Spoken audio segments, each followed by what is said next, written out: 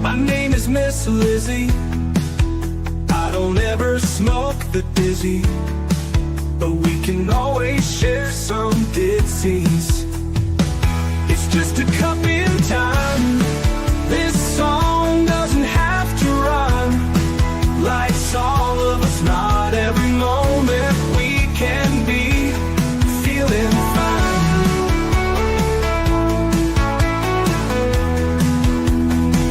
I wanna share a moment, just a second if you will, maybe even a cup of thrill. We could share this performance.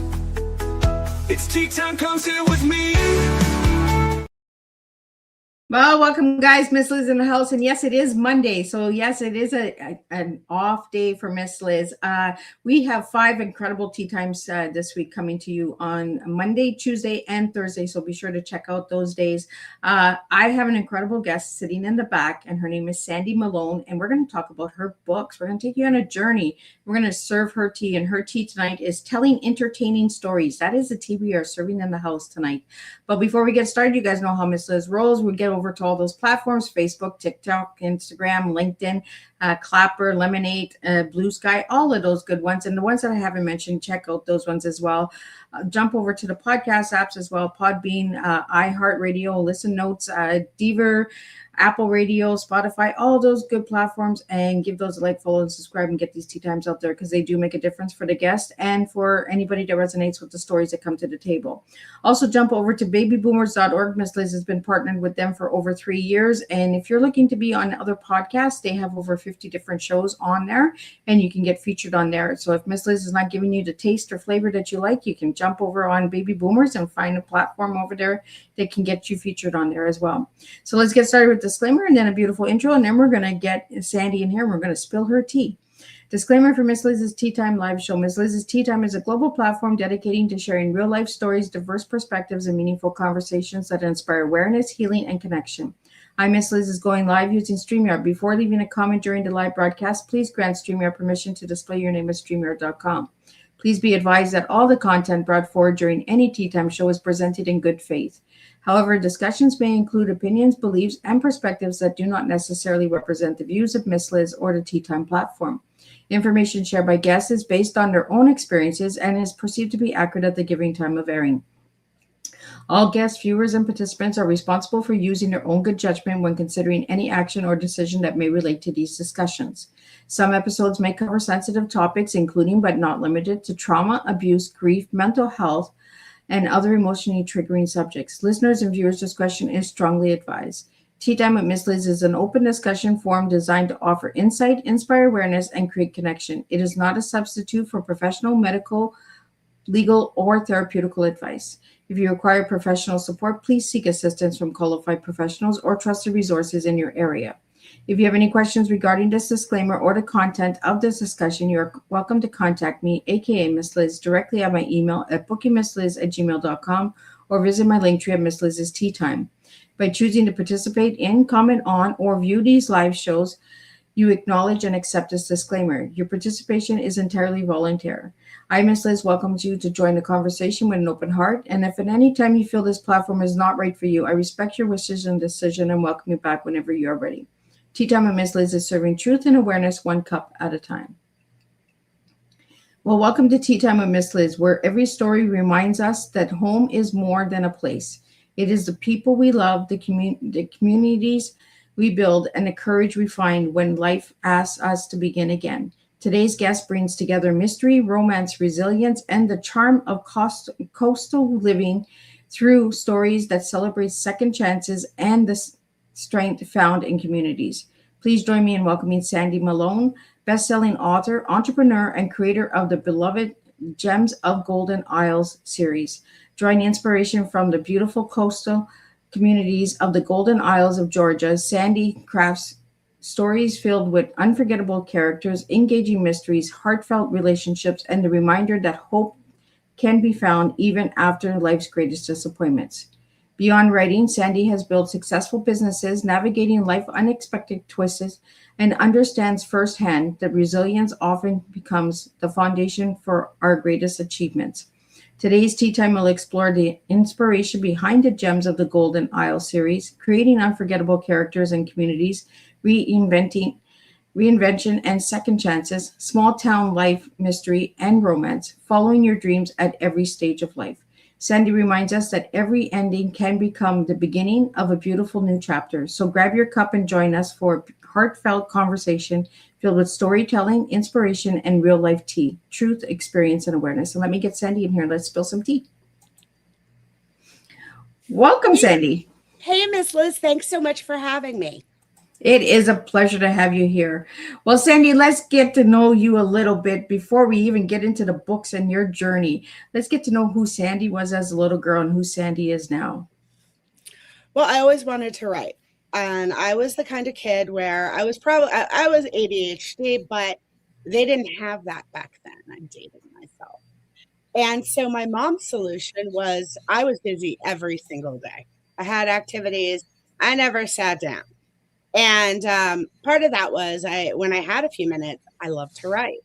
I'd stay home from sick from school and I'd bust out the manual typewriter. And I started a neighborhood newsletter, God help my neighbors. And I wanted to write. And then Mrs. Fitzpatrick in 6th grade, our English teacher, brought in a picture book one day and said, okay, English assignment today is pick a picture in the book and write a story about what you imagine it represents. And I still remember that as one of my favorite writing assignments ever. One of my oldest friends, Kathy, we went to kindergarten through 12th grade together. She's a math head. We were talking the other day and I said, do you remember that? And she said, that was the worst assignment we ever had. How could she? But it kind of made me giggle because she ended up working at the Federal Reserve when we graduated. So it's all relative, right? So, but my mom didn't want me to be a writer. Oh, She really didn't. My mom was of the school of thought that I needed to go to law school or medical school or be a nurse, do something where, and I quote, when I'm done raising my children or if I ever need to leave my marriage, I will have a job to fall back on. As a kid, I didn't understand that she was trying to direct me in the right way because she was struggling. And when I got older, I understood, but it was too late. She used to hide when I wanted to. Okay. And I went into journalism because that seemed like something I could get paid to do. And I got involved in my high school newspaper and I started writing and I won some big awards. Found myself as editor of the paper at a Catholic girls' school. It's actually the oldest Catholic girls' school in the United States. And I got myself in a little trouble with, newspaper. Freedom of the press does not exist in a Catholic girls' school. So I got together with a bunch of friends from other schools and I launched an independent newspaper between 15 private schools. And we published whatever we wanted. And we made a lot of money. And it's so funny because the people we left it to when we all graduated, went off to college, they ran it into the ground within a couple of years. But a big chunk of us that were on the original staff of The Emblem, that's what we called it, went on to be in journalism. And quite successful, like names across all different kinds of publications. And it's so much fun to take a look at it. Anyway, so my mom stopped fighting me. Initially, she threw out every college catalog that I'd ordered for the journalism program. I mean, she was aggressive and effective. And so from there, I got a bunch of scholarships to J school programs. She could not let me go. And I chose the Ohio University in Athens, Georgia at first because they were the number 2 school in the nation. And Mizzou, University of Missouri, was number 1. And I went out and visited that. And I am a native Washingtonian. I grew up in the city. No way. I mean, Mizzou was beautiful, but it was like in the middle of nowhere. And actually, so was Ohio University. I got there. I did a year, and they don't let you write for the school paper. You have to be like a junior in the journalism program before you're allowed to write anything. And I was double major in journalism and aviation, actually. And I got involved in campus politics because I was really missing the journalism aspect of things. And I ended up getting hired by then Governor Voinovich's staff to move to Columbus to work on the Bush Quail campaign in 92. I was 19 and I took a year off from school and I was the state youth director for all the programs. And that was this amazing experience. But I made a deal with my parents that I would go back to school. And I mean, we had the date when the campaign ended. So I went back to school, but I transferred to Ohio State because I had been in Columbus for a year and I loved it. And I had a boyfriend there. I had friends there. It was definitely more me. And I can't even tell you, because when you go to all girls school, you don't really have that school spirit thing. I mean, I guess you do, but I didn't go out to watch my friends play soccer and nobody came to my tennis matches. It's not like football. You know, it's not, nobody comes to cheer for you other than your parents if they don't work. So this was a lot of fun to go to Ohio State, where I became a part of something so much bigger than I was, you know, the Buckeyes. And I still am a rabid Buckeye fan. And I live on Jekyll Island, Georgia now. And I've got a thing going with the neighbors. We put inflatables in our yards. We post videos. We are so ridiculous. But I think it helped that we moved here a couple of weeks before Georgia beat us in the playoffs. So they let me stay. So Sandy, who are you today? And then we have a couple questions that are coming in. I'd like to get those. I will. I went to journalism school. I ended up getting a full ride to the Institute on Political Journalism at Georgetown. That led to a job with Campaigns and Elections magazine, and then the politics.net column for the Wall Street Journal. And then I went to the dark side, public relations and lobbying. And the government of Puerto Rico was a big client of mine, and I helped kick the U.S. Navy off of Jekyll Island. And after it wasn't a client anymore, I bought a vacation house there, and my husband and I got married there eventually. We had a vacation house. We got married there. And when he was ready to retire from being a SWAT commander, he had 30 years on the department, we moved down to our house in Vieques and opened up a wedding planning company. And we were wildly successful and booked 2 years out. But in 2017, Hurricane Maria wiped us out in one night. The island lost its hospital, and we didn't get back power for 17 months. Heck, they're still fighting to have water all the time. And we had to shut the company. We moved back to the DC area, and I went back to writing full time. I became editor of Blue Lives Matter, the Police Tribune, and we started looking for where our forever home would be. We ended up here on Jekyll Island to be closer to my mom, who had Alzheimer's. And that is when I made the decision, I'm going to write what I've always wanted to write instead of what I'm being paid to write. Please pay me after I write it. And it is the most amazing experience. That is how the Gem of the Golden Isles series was born. And Escape to Jekyll Island is the first book in the series. And see, I'm having glare issues because we're having this incredible sunset outside. It was a perfect beach day here today. I know that's not nice. So now I'm writing books, and it's amazing. So Sandy, have you always wanted to be an author, coming in from living in Greenville, TV? Did you always dream of becoming an author?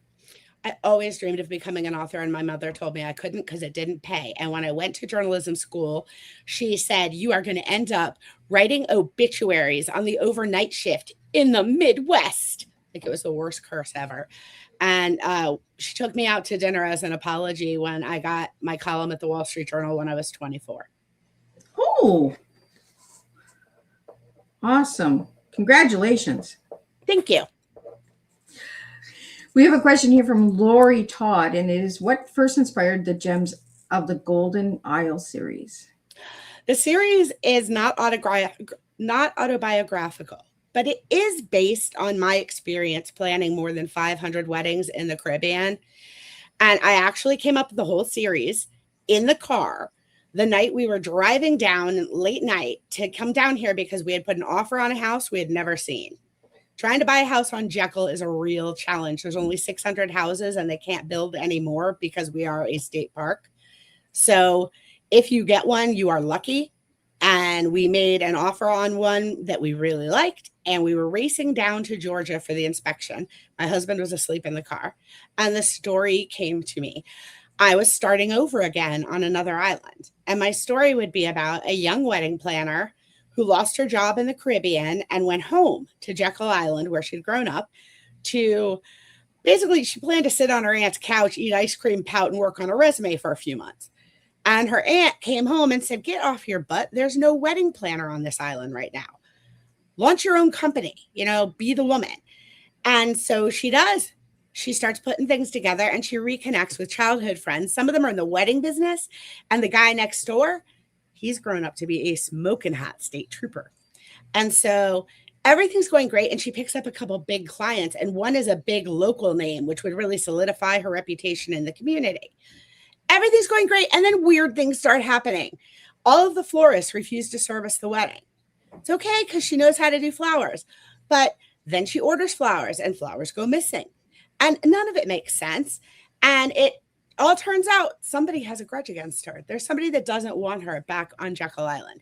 I don't want to give you like too much spoiler alert here, but there are 5 books in the series. She does succeed. And she makes it through her first big wedding, and they do figure out what happens. But the series goes on to sort of explore how she recreates and builds her life on Jekyll Island. And it's a story about starting over. Every book she faces challenges. Every book has a mystery and suspense element underneath it. And there's also a storyline that some people might not recognize, but I'm a cop wife. My husband was a SWAT commander in DC. Being a cop wife is very different. I think it's firefighters' wives, cops' wives, and military wives or military spouses whose spouses are on active duty are probably the only people who really understand the general fear of the telephone call or the knock on the door that is not expected. You know, people say, what do you do when you see on the news somebody's been shot in your husband's department? What's the first thing you do? And I'm sure you pray. Well, you do if you don't have kids. Otherwise, the first thing you do is shut down your Wi-Fi or call their school. I mean, it's a different kind of life. And Tally, you get to follow the storyline and see what it's like for Tally to fall in love with and date a member of law enforcement. And it's been read by a lot of cop wives I know. And they said, wow, kind of hit close to home. They knew what I was saying. And I think there's a lot more cop wives in this nation than anybody realizes. There's a lot of law enforcement. So is that your target audience for your series? No, in fact, like I said, if you're not a cop wife, you wouldn't recognize the storyline.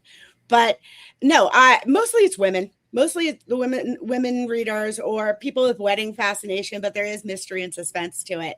And I've had some guys that have read it that have really enjoyed it. They've said it's not a girl book, but it's marketed for women. You have to love weddings. I mean, what I did is Tally moves back, and the weddings that she plans on Jekyll are all weddings that I planned on Vieques. They're just fictionalized to protect the guilty. Every single story in the first 5 books is a real wedding story. None of it came out of nowhere. And I'll give you an example that's really funny. In book 2, there's a crazy character named Brenda. If you're going to read my series, remember the name Brenda, okay? Book 2, she is real. All right.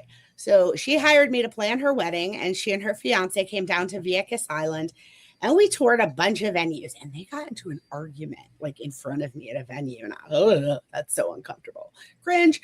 And but they picked their venue. We signed contracts. They signed leases. Big wedding.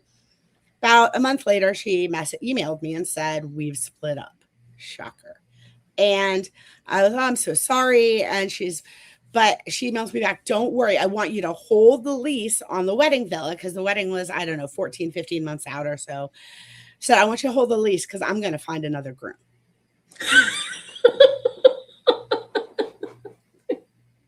Well, she was determined to get married. So it was, it's a conundrum. You don't want to seem like a witch. She's not asking me to do any more work. She's just asking me to change the name on the contract. And I said, okay. I think I charged her what I charged for like a wedding date change fee. Said, okay, but you don't have to pay it till you have a new groom. You know, we're not going to talk again until you have a new groom. We don't wedding plan. Nah. Okay.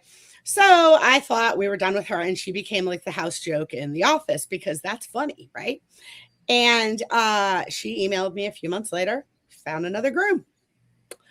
She wanted to bring him down, and she wanted me to do the whole tour of all the villas again so they could choose, and she was going to pretend she'd never been at the villa before that she was going to book. And I was like, hey, number 1, no. And number 2, double no.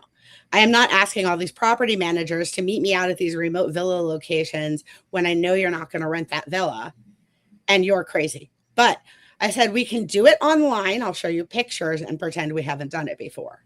She's like, really? I'm like, yeah, sure. So we did it. They picked the villa.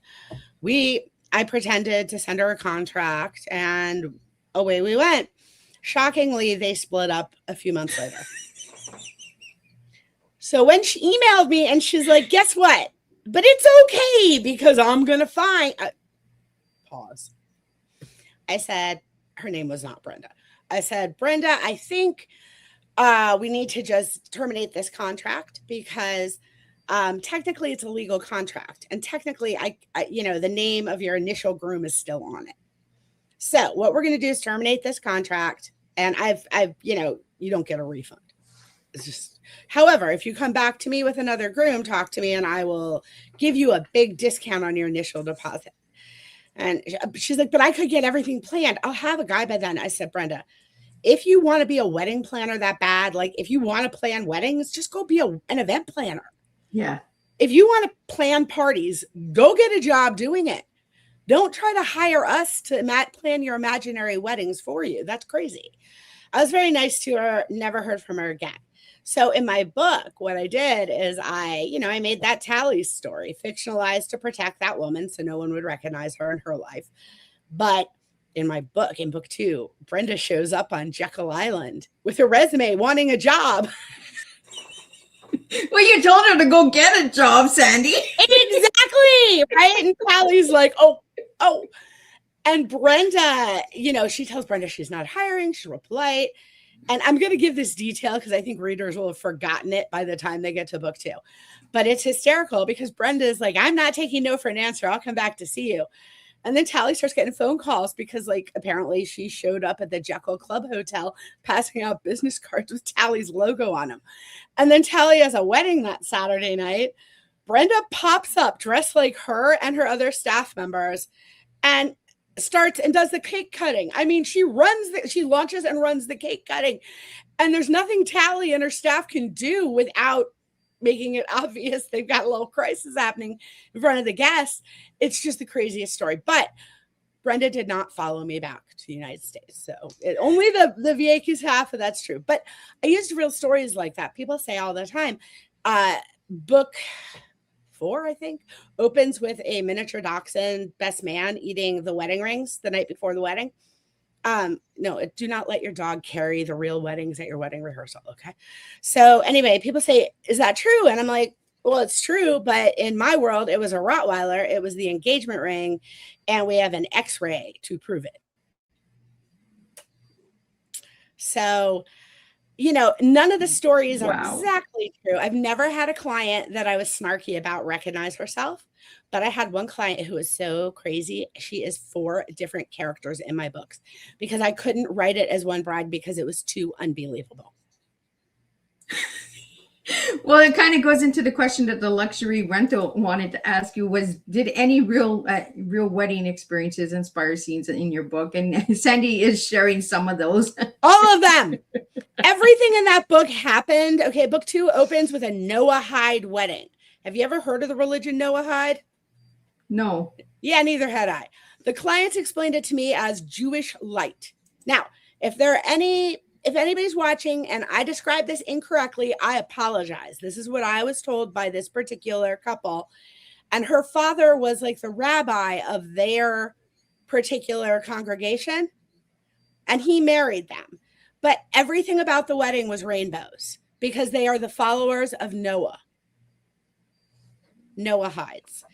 And so it was a traditional Jewish service. We had the huppah and the Jewish marriage license and all the special things that needed to be signed. And it was beautiful, except we woke up we had horrible weather for a couple of days before. And I tried to talk to the bride and groom and they were like, it will be outside on the beach. Now, the villa they've rented has this massive facing the water porch cover. That is my plan B. Every wedding has a plan B because if you don't have a plan B, you'll have a hurricane. And so we've got a plan B. Morning of the wedding, it is just not pretty. It's raining, it stops. And I go talk to them and they are like, this is what God wants. That's why it's raining. I'm like, yeah, but that's not what your staff and your guests want. Jeez. So it was very gray, but it stopped raining for a little while. And we went ahead and we set everything up. And the ketubah is the Jewish marriage license. And the ketubah they were using had been hand painted in Israel. And it was super expensive and a gift from, I believe, the grandmother of the bride. Don't hold me to that. And so We have everything set up, and hanging from the hoopah, the canopy, are these paper rainbow beautiful things that the bride and her friends have created, but they're paper. And they weren't even, the bride wasn't even down the aisle when the rain started up again. And I was like, whoa, pause. You're going to get drenched. Like, we can still do this. Nope, I want to do it. I'm so glad we had radios, because I stood up on the porch under the cover. I was so mean. I watched my staff. One of the girls stood out there holding a trash bag with the ketubah, the marriage license, in it.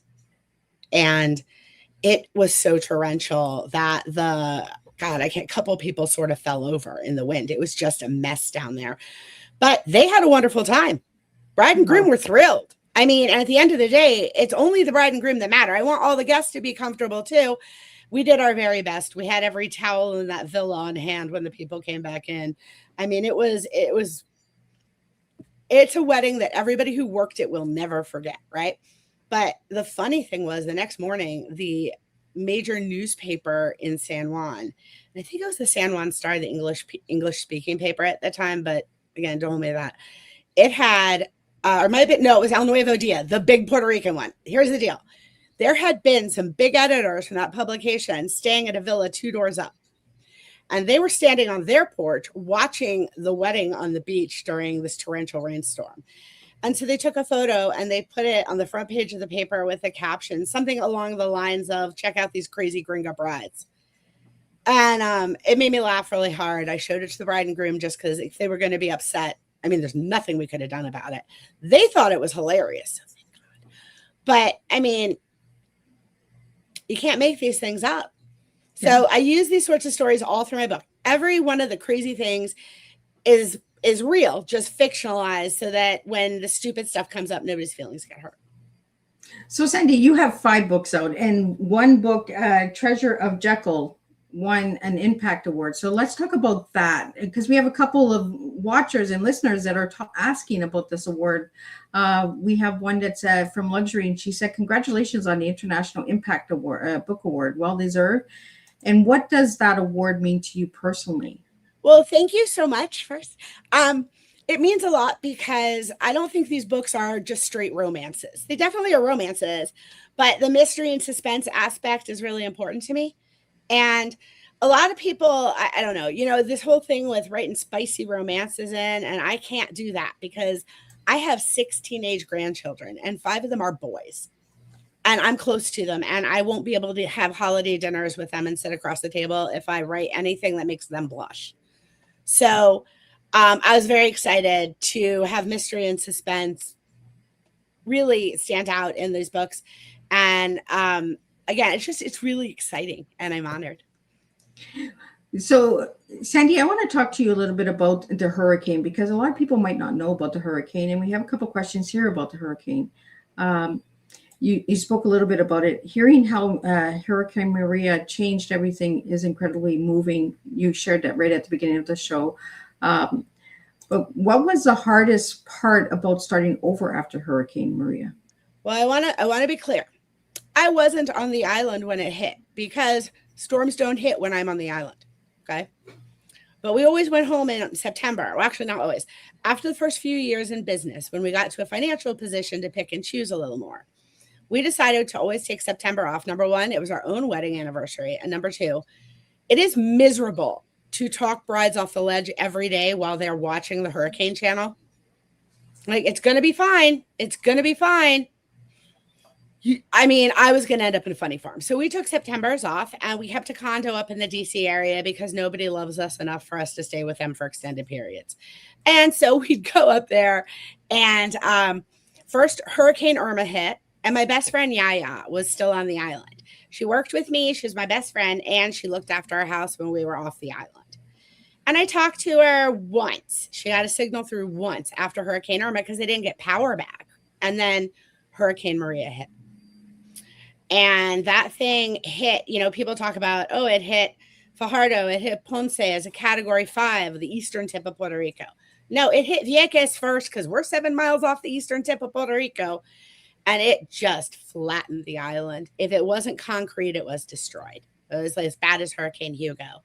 But The difference was that, whatever, 30 years earlier when Hurricane Hugo hit, the U.S. Navy was still there. They're the ones who cleaned up the island from the hurricane.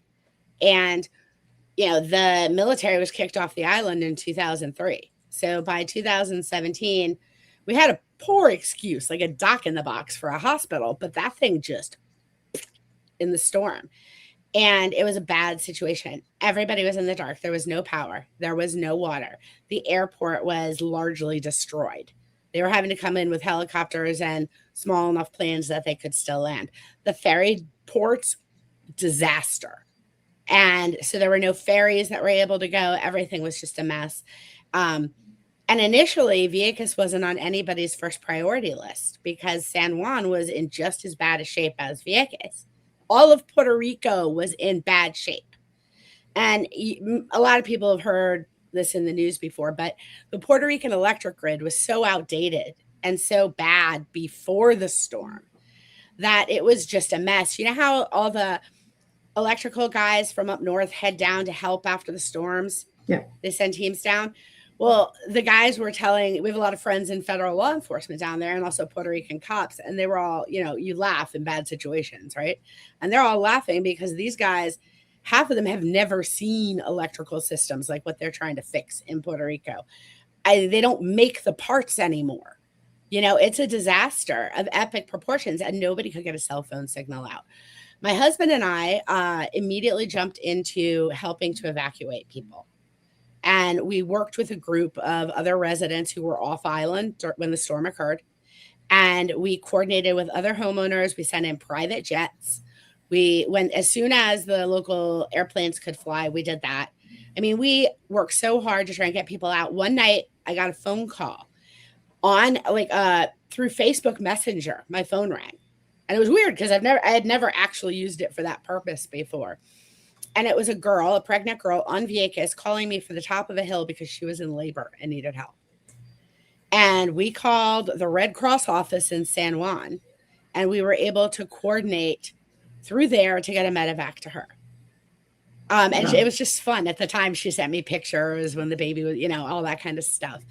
But it was just, Vieques was very much in the dark for a long time. And in order to call me, or call out, to get a phone signal, you had to go to the fort and stand. The fort is close to the coastline, and stand on the wall and hold your phone up in the air like the Statue of Liberty to try and get a signal. And eventually Elon Musk put some of the balloons up there to help with signals, but it was a horrible, horrible situation, and they're still dealing with it, and the island has not bounced back. Wow. So how did you find your hope after that situation? Okay, well, I'm going to be honest. We'd planned more than 500 weddings, and we did a TV show called Wedding Island. It was a reality show that ran on TLC, and it did well. But I you can't plan weddings and film a reality show at the same time because they won't let you talk to people who don't want to be on camera. The way my business worked, I'd get 50% up front when I booked new clients and 50% 30 days prior to their wedding date. But 66 days of filming, I couldn't talk to a potential client because new clients do not want to go on television with their wedding budgets. Would you want to tell all your wedding guests what you were trying to spend? No. Yeah. So we only did one season and went back to planning. We were always booked. I mean, from before the show, 2 years out. And that was my limit because I thought we need a limit. But with Hurricane Maria, I had to call every bride and cancel every wedding I had booked. And maybe it was a good thing because I was burning out, but I didn't know how I was going to make the transition. I didn't know brides hired me to plan their weddings, not a company, me. So maybe before the TV show, I could have gotten away with selling the company and the weddings with it. But after the TV show, people wanted me. And they would have felt really let down if I had sold it. So having to cancel them, I think, was kind of a God shuts a door and opens a window moment. It was an opportunity. And I said, oh, well, I'm going to go back to writing because I'd, been a writer forever. And when I was wedding planning, I wrote for brides multiple times a week. I wrote for the HuffPost for 7 years. I wrote for Condé Nast and had a great time traveling all over to cool islands and staying in hotels I totally couldn't have afforded with myself, And it was great. Blue Lives Matter, the Police Tribune, was the largest law enforcement publication in the world at that time, and they were looking for an editor. And I applied, and I got the job.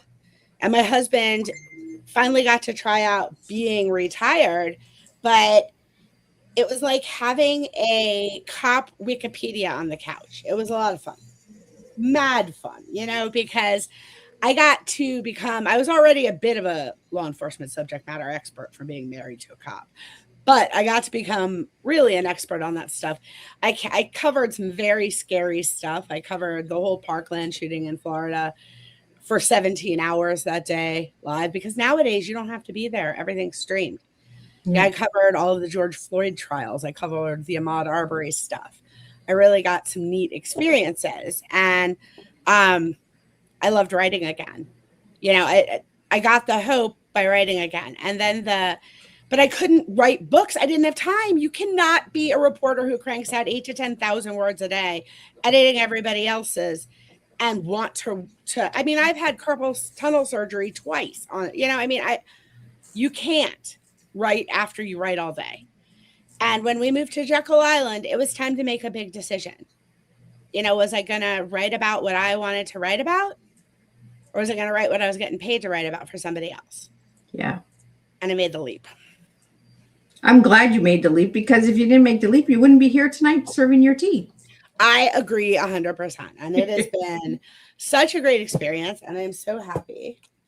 And, I've got more books coming out soon, and I'm really excited. So, Sandy, we have a question here about the series. Why did you choose Jekyll Island as a setting for your series? I had just moved to Jekyll Island, and I write about what I know about. You can't write about places you haven't been, in my opinion, because I hate it when I'm reading a book and they get something wrong. Like, I'm from DC. I know DC. I grew up there. Do not write things about my city and try and tell me that's how they are, because that doesn't work for me. So, Sandy's coming for you. I emailed an author that I admire and follow the other day to be like, okay, you keep using Silver Springs, Maryland in your books. It's Silver Spring. I was born there. I know. I'm just helping. So I don't write about things I don't know about. And I was learning about Jekyll, and we'd been here a little over a year when I wrote the first 2 books. And so that's why. Well, Sandy, we have a comment here. Your journey reminds us that setbacks don't have to be the end. I think they're the beginning, right? Like you said, shut the door and open a new window to a new opportunity that we might not have seen or were aware of until that setback came. I think when things seem the darkest is when you have to, just keep an eye out for the light. It's coming. It's there somewhere. You just have to keep an eye out for it. And I always say it's always better in the morning. You'll never figure things out at night. Absolutely. Well, Sandy, we have a question here about the characters. Which character was the most fun to write? Was it Brenda or was it Tally? Tally's the most fun to write, but I'm not Tally. And I'm sorry, I'm having shadow problems, so I apologize to your viewers. Tally was the most fun to write, but I'm not Tally. If I'm anybody in the series, I'm Isabel, but I think Tally is me and every wedding planner I worked with, because I had interns the whole time I was there, and I had account executives and stuff like that. And I called these girls when I started writing, and I said, hey, what are the best stories? And I had forgotten some of them. Kayla cracks me up all the time because she had a wedding from hell as her first wedding, and she remembers it in such detail.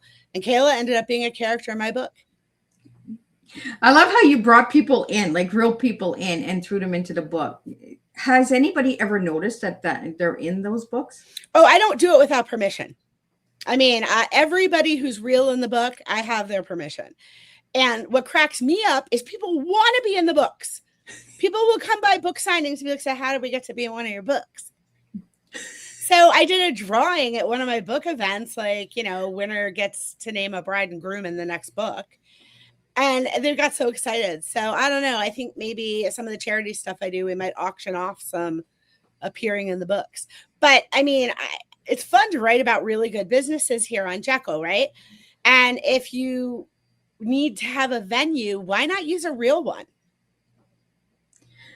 You know, when I got the series sent to me from Mickey, I was like Jekyll. Like I was thinking of Jekyll and Hyde, but it, you know, when people hear the word Jekyll, do they come to you sometimes at book signing and say that they were expecting that kind of flow in the book, or? No, because my covers give them the idea to travel guide to someplace, so they've already figured it out. Can you show us some of the covers of your books and tell us how you got the covers? All right, so let's give credit. This one is a really cool picture. Hold on. I'm having shadow issues, and now you can see my circle light. All right, Escape to Jekyll Island. That picture was taken by Jolene Toth, who is the general manager of our garden center here on Jekyll Island.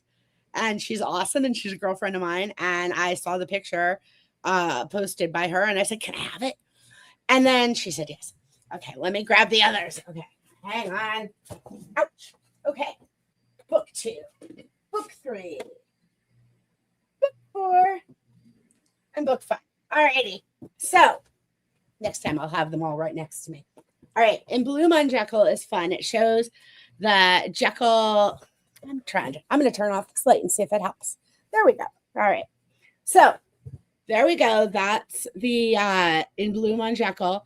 And that's the historic Jekyll Club Hotel where the Astors and the Goodyears and the Pulitzers used to go in the winter. It was a hunting lodge.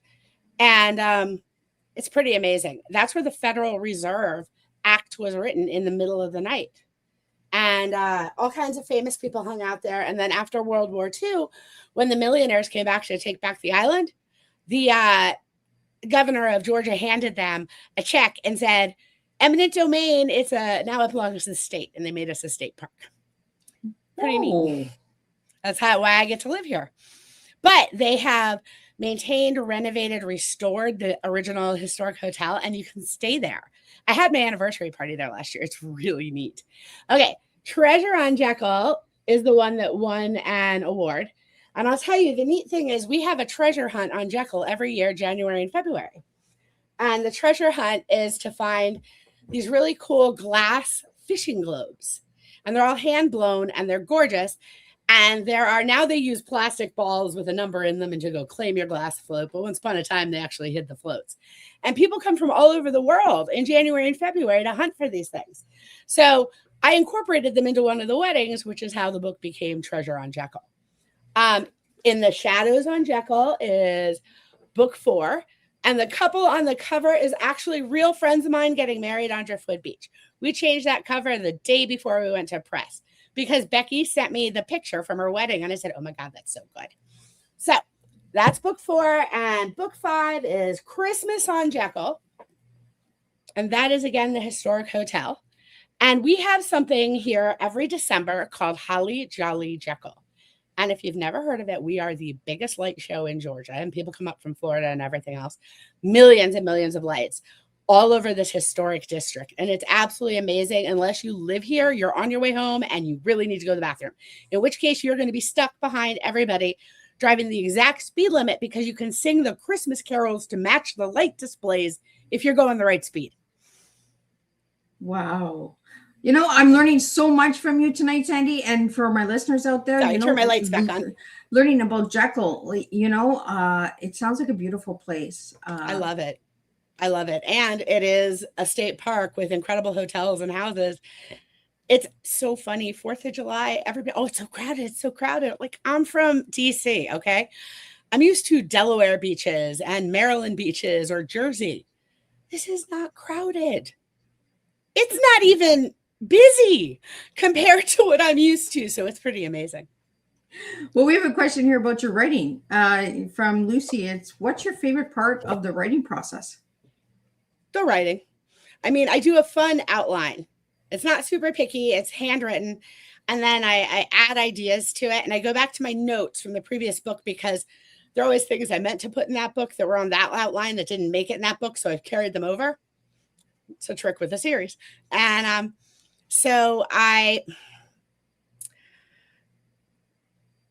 the best part is the writing, because there's so much. When you self-publish, there's so much promotion, so much advertising time, so much paperwork, and just so much. The social media alone can make your head explode some days. And then you do a lot more media interviews and a lot more promotion work than you would if you're being traditionally published. I mean, there you get 1 or 2 massive book tours. Whereas if you're doing it yourself, you are constantly working. You're churning and burning. You're trying to get as many appearances, as many book clubs as you can, because you want to be a bestseller. And to do that, they got to buy your books. So Sandy, let's talk about book clubs. Are you part of book clubs? I am not a member of any book clubs. Well, why not? Because I have, I'll tell you why, for the past 3 years, I've been at everybody else's book club. Is that fair? There's a really nice book club because I spoke to them, the Brunswick Book Club nearby. They came over and did a luncheon on Jekyll. It was awesome. I went up to Myrtle Beach last week. 2 weeks ago, last week, God only knows, it's been such a blur.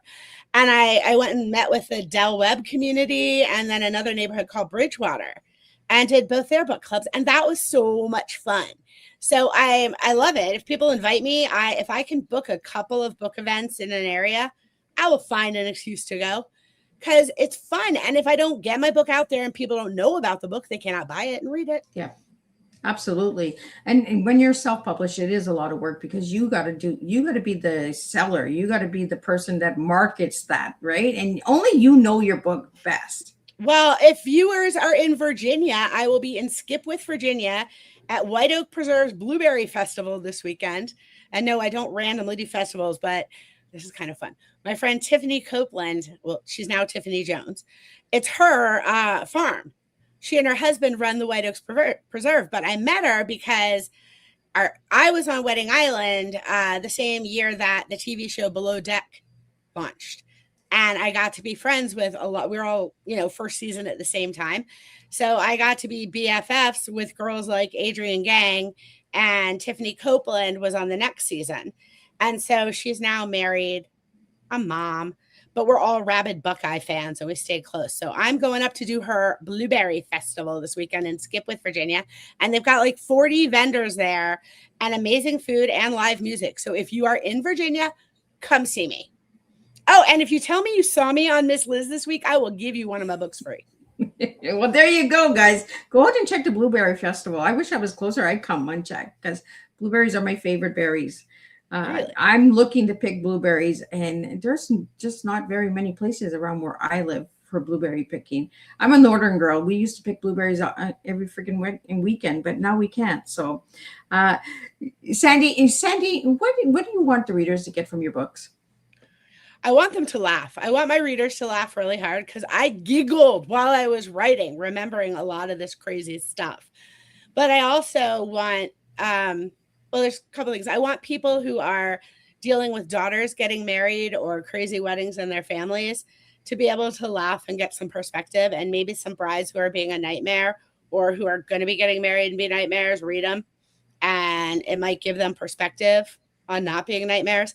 Most brides believe that when somebody puts an engagement ring on the finger, the world stops and then it begins to rotate around them.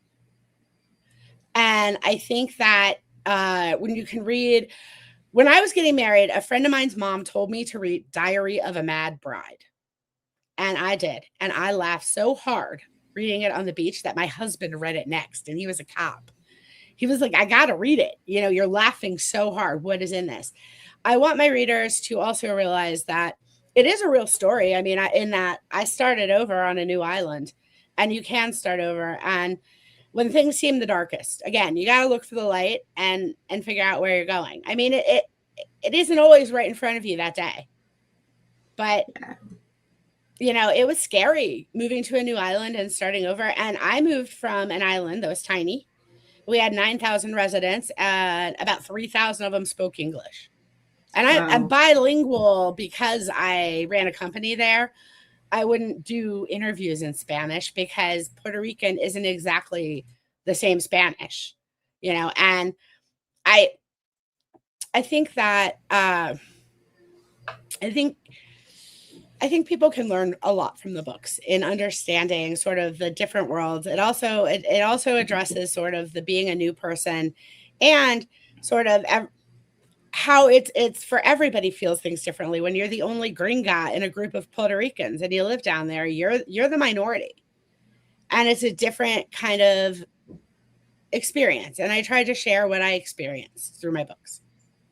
So, Sandy, we have a question here from Mario. Is what reader's message has touched your heart the most? I know exactly which one. It's kind of vain. One of the readers said, Sandy Malone is the Ellen Hilderbrand of Jekyll Island. And I think Ellen Hilderbrand's books are amazing. So that is the biggest compliment I've ever had. Well, Sandy, I got a couple of lightning bolt questions here for you just to answer. And then we're going to get into your tea. Beach sunrise or beach sunset? Sunset. I'm not a morning person. Romance or mystery? Mystery. Coffee or sweet tea? Oh, coffee. I'm Southern now, but I can't do sweet tea. It totally gives away my Yankee every time. I grew up drinking sun tea, like that my mom would put out on the porch. And when sometimes she put fresh mint and lemon in it, but never sugar. You got to have the sugar. Otherwise, it's so bitter. My grandchildren love sweet tea. And the funniest thing is that their memories of Jekyll being teenagers, they'll be like, are we going to go to the wharf for dinner? They have the best iced tea. Do you remember the time at Trebuzio's Grill I drank an entire pitcher?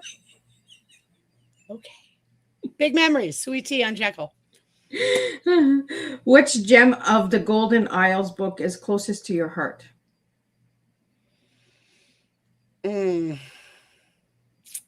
Probably book one. Book one, Escape to Jekyll Island. I came up with that story when we finally arrived in Jekyll that night. My husband went to bed and I got out a fresh pad of paper and outlined everything I thought of in the car because I was so afraid I'd forget anything. And I think that was the first time I sat down and let myself really write fiction. And I think it'll always be my favorite for that reason. I think book 2 is the funniest, though, in Bloom on Jekyll. I think it's the funniest of them.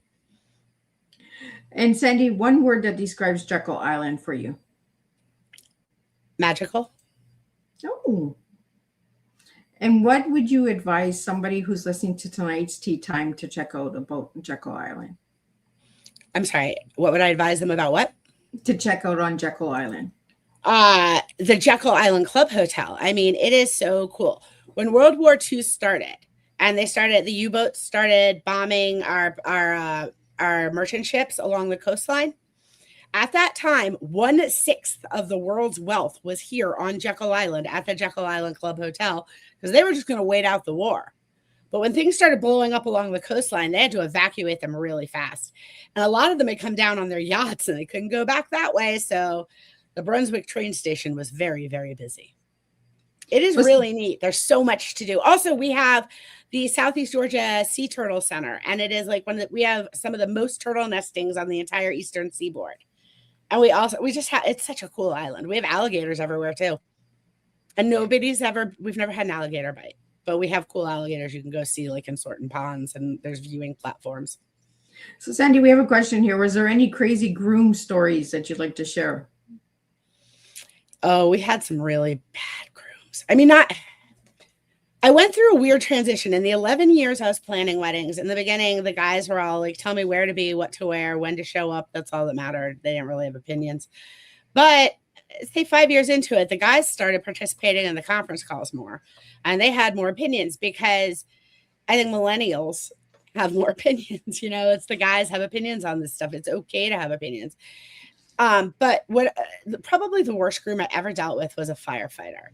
And his bride's name was Mary Jane, and she was sweet as can be. And I really enjoyed planning her wedding. And he had zero opinions. The couple conference calls he did, I'm pretty sure he was watching football or the basketball game while we were doing it. He did not care. And he arrived on the island with his buddies that were his groomsmen. And they all brought, those Sharps containers, a small one like in an ambulance. They brought those and they drank out of them all weekend. That's a large quantity at a time. And they were so drunk. And he wanted to choose the spot on the beach where they were going to get married. Okay, that's fine. I mean, by all means, come set it up. We don't want to. It's hot. And the problem is you got to be there on time. I made it very clear to the groom. The wedding is at 5 o'clock. Guests will start arriving at 4:30. You've got to be there no later than 4:15 to tell us where you want the chairs. And, they had music down there that involved a generator to power thing. I mean, we had some setup to do. 4:30 comes, he's still not there. 4:45 comes, he's not there. The first guests are arriving, so I have my team go ahead and set up the ceremony. He showed up at 5:05, and people are seated already, right? I think we had the bride holding in a car down the road already, and the groom was late because they were drinking. And wait until after the ceremony to get housed, guys, big day. And so when he showed up, he goes, "This isn't the way we wanted it to face." Okay. Understand something. The background view was the water regardless. It was just about, do you want to be angled this way or angled this way? And what he and the bride had talked about was angling this way, but nobody told us. And they didn't show up. And I had actually told him, if you're not there at 4:15, we're going to set up. He got there and started screaming at me in front of all of the wedding guests. Screaming at me. And he was like, "You will move it right now." Well, most of my setup guys had moved on to the next venue of setup for their thing. And we were set up, and you're not going to abuse me like that in front of people. That was crazy. There was nobody in that audience of people that thought what he was doing was okay. And I said, here's the deal. We have the music for this long. The minister has another wedding at 6:00. These are the things. He made everybody stand up from their chairs, and he and his groomsmen got all disgusting and sweaty, moving all the chairs and reorienting it 50 feet that direction. And then we had the wedding, and he was so awful to me for the entire night. Everything was awful. Anyway, here's the thing. I don't mind grooms who want to be involved, but don't you dare not have an opinion for 9 months of planning. Show up on the island and suddenly have opinions. No, I don't think so. There's a lot of groomsmen that just show up, right? I was supposed to get married for the second time, and all I got told was, "I'll just show up." Well, no, then I'm not getting married. Like, we're not doing this. Like, we either do this together or we're not doing this at all. Yeah. My husband was a tell me where to show up kind of guy, but he was excited about any part of it I wanted his help with. I just didn't want his help with anything. We married a long time. We moved here. We made the deal. He could decorate the garage. I decorate the house. So, Sandy, what's next for the Gems of Golden Isle series? Well, I think this series is done in 5 books, but I am working on a new series right now, and hopefully the first book will be out before the end of summer. The new series is called Under the Oaks, which refers to our next door neighbor, St. Simon's Island. It's a little bigger than us. It's attached to Sea Island, which is kind of famous for a lot of things. And so I don't want a big spoiler, but it crossover. There's a crossover with the Jekyll series in a big, hard way. So my readers who are like, "Don't kill off Ita," and it's not ending. They're not all disappearing. Just hang in there. Book 1 of Under the Oaks will be out soon, and it'll all make perfect sense. But I also took a quick break from the wedding books, and I wrote my first standalone novel, and that is coming out this fall. Oh, congratulations. Thank you. It is called Thicker Than Blood. It is about a patriarchal society family where influence and money are more important than anything else. And the story is told through 3 generations of women in the same family as they live through that. And it's fiction, but what is real about it is I worked in my journey with my mom's Alzheimer's into that book, because I think it's something a lot of us are dealing with, Alzheimer's and dementia in our lives these days, or people that we love are suffering. And it is, I try to put some of the truth of my journey into the fictional story. I've always been a mad fan of the early V.C. Andrews books. So when I started writing this, I pictured that original cover from Flowers in the Attic. It was like big dark roof with a little window with a glow, and then you opened it and she was in there. There's a flower. That's what I kind of have in mind. So it's coming out this fall because my publicist says that's when dark family stories do well. Well, Sandy, what is your final message to all the listeners tonight? Well, it's been such a pleasure being here. And I think my message is read everything. And if you like to write, just sit down and start writing. but don't give up.